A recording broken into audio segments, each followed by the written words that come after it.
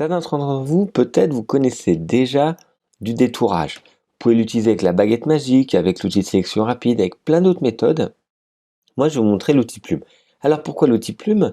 Peut-être, et c'est sûrement le plus fastidieux au début, le plus long, le moins sympa à utiliser parce que on doit dessiner exactement le contour de l'objet que l'on veut détourer. L'avantage, c'est que c'est nous qui définissons exactement ce que l'on veut détourer. Ici, on va vraiment pouvoir suivre tout le contour de la basket, peu importe s'il y a, par exemple, même si c'était sur un fond blanc ici, à cet endroit-là, il n'y aura pas de problème, on va vraiment dessiner la forme que l'on veut, contrairement à d'autres systèmes de détourage peut-être plus rapides, mais qui provoquent en fait des défauts et finalement on doit retravailler dessus par la suite, donc c'est pas forcément mieux. Nous allons donc travailler avec l'outil plume. L'outil plume se trouve dans la palette des outils. Je vous rappelle que si cette palette ne s'ouvre pas, vous allez faire fenêtre et vous allez récupérer tout en bas ici outils et cette palette là qui est généralement placée à gauche va s'ouvrir. Quand elle est cochée, c'est qu'elle est quelque part. L'outil plume, le petit symbole c'est la plume, le raccourci clavier c'est le P.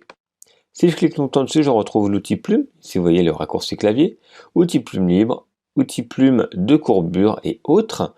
Voilà, plume plus pour rajouter des points d'ancrage, plume moins pour en supprimer. Et l'outil convecteur de points. Nous, on va s'intéresser pour l'instant à l'outil plume. J'ai donc sélectionné mon outil plume. Maintenant, quand on fait un détourage, on va utiliser deux petites astuces. On va utiliser le zoom. Alors, si vous avez une souris avec la molette, voyez, vous zoomez.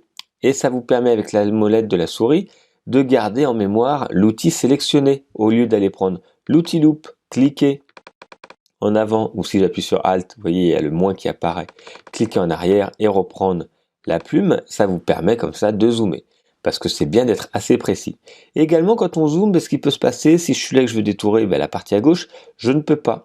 Petite astuce, tout en ayant n'importe quel outil, donc ici la plume, mais ça pourrait être un autre, ce n'est pas gênant. Je vais appuyer sur la barre espace et la maintenir. Ce qui va provoquer que mon outil, vous voyez, se transforme avec une petite main.